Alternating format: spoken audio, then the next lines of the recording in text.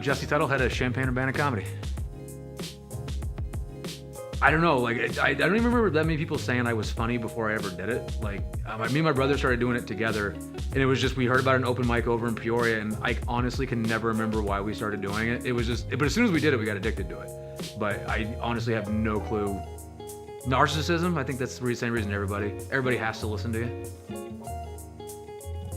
Oh, it changes. I know, I'm bad at writing things down. If I write it down, it's just like a quick note, but I never sit down even at a computer or anything and write stuff out.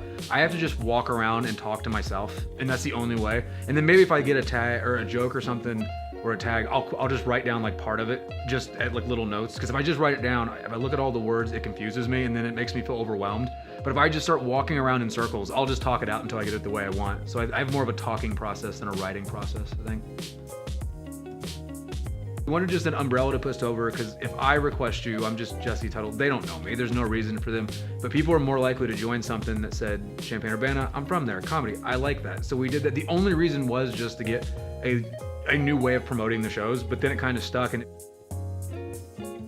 I think it's just because we are a local group. Even when we have so many people coming in from out of town, like, we are a local group. So to me, it's important that we kind of reach out to groups that, like, if they need help, and I feel like that's the least we can do. All we're really doing is getting people to come out and tell jokes. Like, it's really not that hard. The organizing part is a little bit of a headache, but it's completely worth it. And if we're all doing it for self-gain, then at a certain point, it's like, it stops being fun. Like, at a certain point, you have to feel good about what you're doing. And a lot of times just telling your crummy jokes over and over, like, I think I've done a set once where I had to do 30 or 40 minutes, and it was just one of those weird crowds. There was maybe 35 or 40 of them, and they were into, for whatever reason, every single thing I did. So because it just lasted so long, and they were into everything. I didn't lose them. There's way more bad experiences, I think. I try to hold on to that because there's not as many as those. The worst experience, I can tell the story on stage. Like, I did a show in front of nobody once, where to get paid, we had to do the show, and like, there's no one there, so I'm like, just pay us half. Or he's like, no, you guys. He's like, just start talking. People come in because we're a band, and that's how it'll work. No one came in, so we just ran through our material in front of absolutely nobody in this little small back room of a bar. It was just so self-defeating. Right. Well, the open mic at the Clark Bar in downtown is every Wednesday and Thursday at 9 p.m. If somebody wants to get on stage, they can just go to cucomedy.com and get us. And they can sign up through there, through my email. We do sign-ups in advance, but that's every Wednesday and Thursday. The next shows on the weekends, we have November 10th and 11th at 8:30 at Soma with Kristen Lundberg, who's a headliner from Chicago. She did a show over the summer with us, and she sold out the show, and she's absolutely terrific. She's very energetic, runs around the stage a lot, extremely funny. She's been headlining a lot of clubs in the Midwest, but she'll be here the 10th and the 11th. On Friday, November 24th, we have Tim Northern, who's been a headliner for over 15 years across, I think he's done almost every major comedy club in the last 15 years.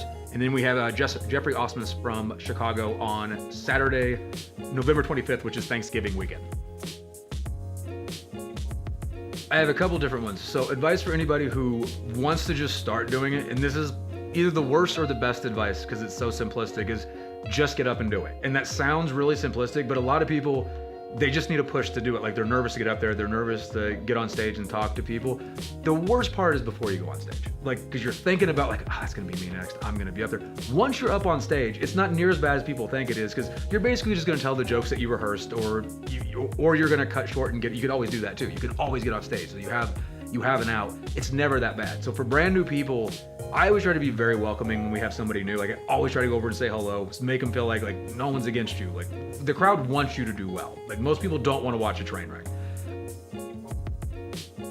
For people who've been around for a while and they're stuck, I never try to give advice on what to say, what to do. Like, little things like move the mic stand, do that, but that's just universal. It's somebody way smarter than me said it, and I don't remember who it was, but anybody who tries to tell you how to do stand-up, they're just telling you how to be more like them. And it's like, it's such an individual thing where there's little universal things, but basically, does the crowd laugh? As long as you're not ripping anybody off, it's not hacky. Like, you're trying to be original and people are liking it. Like, some people are gonna like it, some aren't. It's so subjective. And for people who've been doing it for a while, why? Why do you keep doing this? I'm gonna get a mirror and put it up, but why?